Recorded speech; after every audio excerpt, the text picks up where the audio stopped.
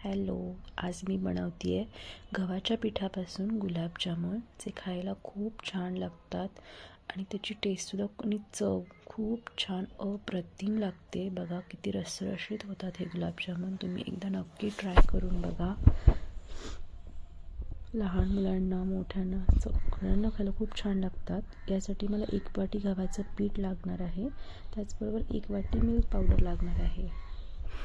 इथे मी एक परात घेतलेली आहे. त्याच्यामध्ये आता मी 1 वाटी गव्हाचं पीठ घालते आहे. त्याचबरोबर 1 वाटी मिल्क पावडरसुद्धा घालते आहे. आता याच्यामध्ये आपल्याला 1/4 टीस्पून बेकिंग सोडा घ्यायचा आहे घालून. त्याचबरोबर 2 चमचे साजूक तूप घालायचं आहे. हे मेल्टेड वगैरे अजिबात नाही, नॉर्मल टेम्परेचरवरचंच तूप आहे, जे की मी घरात काढलेलं तूप आहे. याला छान असं मिक्स करून घ्यायचं आहे. हे आपलं गुलाबजामचं प्रीमिक्स जे आहे ते तयार झालेलं आहे. याला तुम्ही स्टोअरसुद्धा करून ठेवू शकता छान असा मिक्स करून, आणि जेव्हा पाहिजे तेव्हा तुम्ही याचे गुलाबजाम बनवू शकता. याच्यामध्ये पाहिजे तेवढ्या क्वांटिटीमध्ये आपल्याला दूध घालून एकसंघ करून याला छान असा गोळा करून घ्यायचा आहे. एकजीव असं जेवढे लागेल तेवढं दूध घालून याचा गोळा तयार करून घ्यायचा आहे. हा बघा आपला गोळा तयार करून झालेला आहे,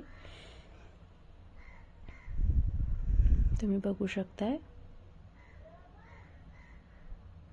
आता या गोळ्याचे आपल्याला छोटे छोटे गोळे करून घ्यायचे आहेत. तुम्ही पाहिजे त्या आकाराचे गोळे करून घेऊ शकता. मी थोडेसे लांबट आकाराचे गोळे करून घेतलेले आहेत.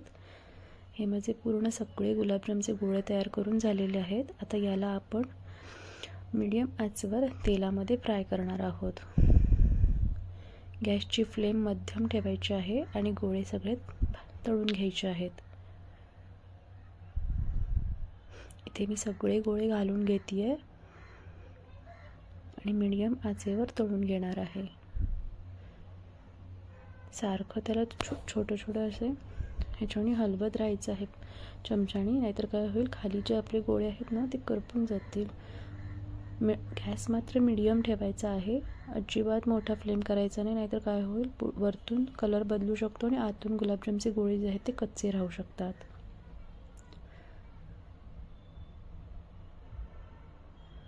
इथे बघा मी सारखी त्याला हलवती आहे.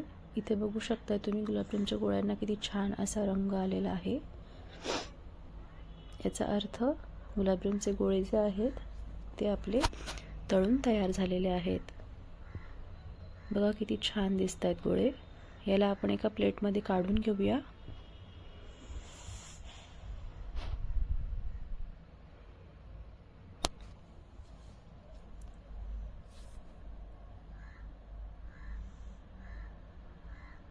लो फ्लेमवरच सगळे गुलाबजामचे गोळे जे आहेत ते तळायचे आहेत. इथे मी सगळे गुलाबजामचे गोळे जे आहेत ते काढून घेतलेले आहेत. तुम्ही बघू शकताय किती छान तळले गेलेत ते. आता आपल्याला साखरेचा पाक तयार करायचा आहे. त्यासाठी 2 वाटी साखर तर 2 वाटी पाणी असं कॉम्बिनेशन करायचं आहे. हे प्रमाण ठेवायचं आहे.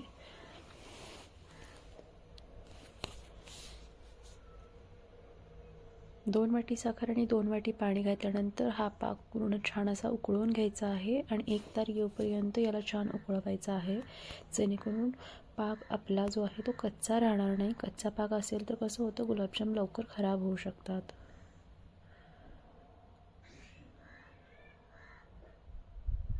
इथं बघा 1 तार आलेली आहे, याचा अर्थ आपला साखरेचा पाक तयार झालेला आहे.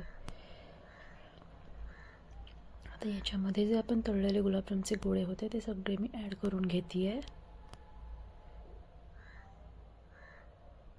इथे मी सगळे गोळे जे आहेत ते ॲड करून घेतलेले आहेत. आता याच्यावरती आपल्याला एक प्लेट ठेवून याला 3 ते 4 तास छान असं मुरत ठेवायचं आहे. इथं मी 4 तास मुरत ठेवल्यानंतर तुम्ही बघू शकता गुलाबजाम आपले किती छान फुललेले आहेत. जो पाक जो आहे तो छान असा त्याच्यामध्ये मुरला गेलेला आहे.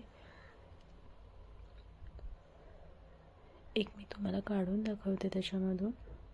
तुम्ही बघू शकता किती छान असं रसरशीत गुलाबजाम जे आहेत आपले ते तयार झालेले आहेत.